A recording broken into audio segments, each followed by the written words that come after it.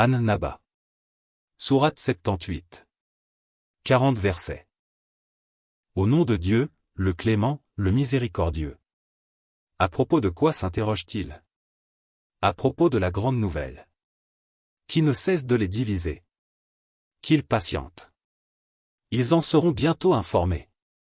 Oui, qu'ils patientent. Ils en seront bientôt informés. N'avons-nous pas disposé la terre comme un berceau? Et les montagnes comme des rivets de fixation? Ne vous avons-nous pas créé par couple? Institué le sommeil pour votre repos.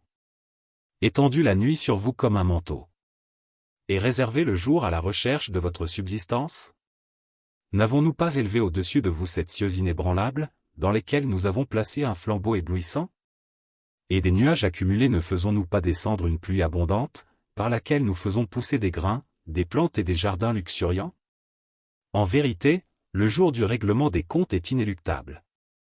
C'est le jour où l'on soufflera dans le clairon, où vous vous présenterez en masse. Où le ciel s'ouvrira et présentera partout de grandes failles. Et où les montagnes, ébranlées, deviendront un mirage. En vérité, l'enfer sera ce jour-là à l'affût. Pour constituer le dernier refuge des tyrans.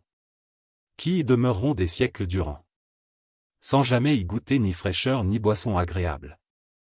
Hormis un breuvage fétide et bouillant. Comme juste rétribution de leurs œuvres. C'est qu'ils ne pensaient pas devoir, un jour, rendre compte de leurs actes. Et qu'ils traitaient avec insolence nos signes de mensonge. Alors que nous notions tout par écrit. Goûtez donc ce supplice que nous ne ferons désormais qu'aggraver, sera-t-il dit à ces négateurs. Quant aux hommes pieux, une douce félicité leur sera réservée. C'est ainsi qu'ils auront des vergers et des vignes. Des jeunes femmes d'une égale jeunesse et des coupes débordantes. Là, ils n'entendront ni vaines paroles ni propos mensongers.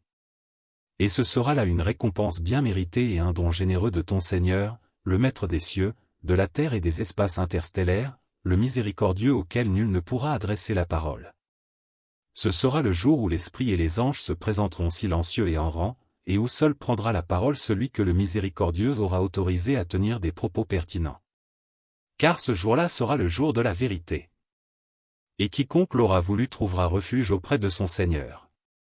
En vérité, nous vous mettons en garde contre un châtiment imminent, car, ce jour-là, chacun sera mis en face de ses œuvres et le négateur s'écriera, comme j'aurais aimé n'être que poussière.